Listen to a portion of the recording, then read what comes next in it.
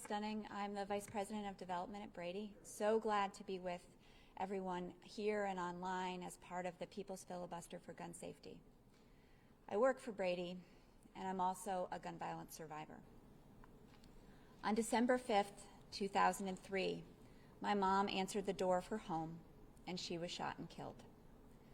When she didn't show up to meet my dad and brother for lunch, they went home to look for her. My brother drove faster. He found her. He called me at work to tell me the news, and a coworker drove me there. It was incomprehensible. It was beyond belief. Arriving at the house that day, my brother ran to hug me at what felt like full speed and almost knocked me over. I couldn't understand what was happening. I never made it inside. In the days, weeks, months, and years that followed, I learned little more about what happened that day. The case went cold, unsolved. In the days that followed, I realized that my own survival was at stake too. Suffering from PTSD, I had almost no short-term memory. I couldn't drive. I had trouble following a conversation with more than one person or even the plot of a television show. I had trouble keeping food down.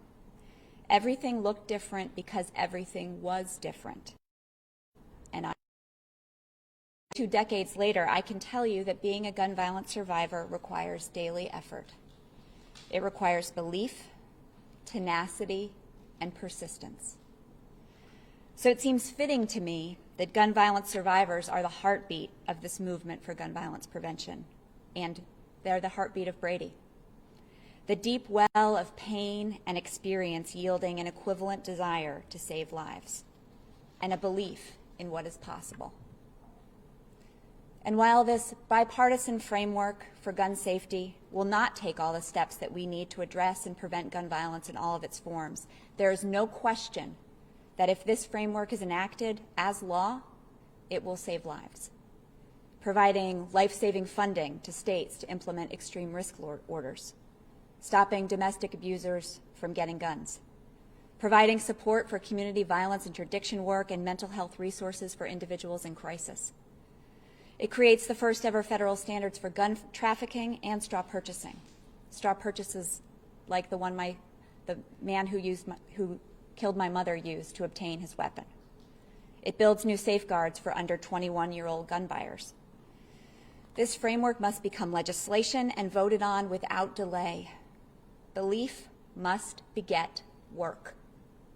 We must take action and not sides. The sweat and tears of survivors across the country, some waiting for decades for Senate action, and all demonstrating the courage and bravery that our survival takes every day, should be on the minds of the U.S. Senate right now. On November 2nd, 2015, nearly 12 years later, on All Souls Day, someone was finally convicted for my mother's murder. That long-awaited justice did not remove the burden that I carry. It doesn't give my children their grandmother back. But it did lighten my load.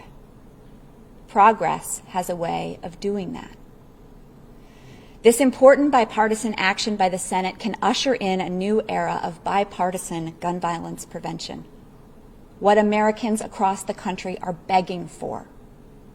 We are here today because these measures are overwhelmingly supported by all Americans. We are here today because we believe in a world free from gun violence. We are here today because the United States Senate must heed our call, must lighten the load that survivors carry, must act now to save lives. It cannot wait. It will not wait. We will not wait. Belief, the one that carried this movement for decades and is present in this room today, must be made real in the Senate's action, swift introduction, and vote without delay. Thank you.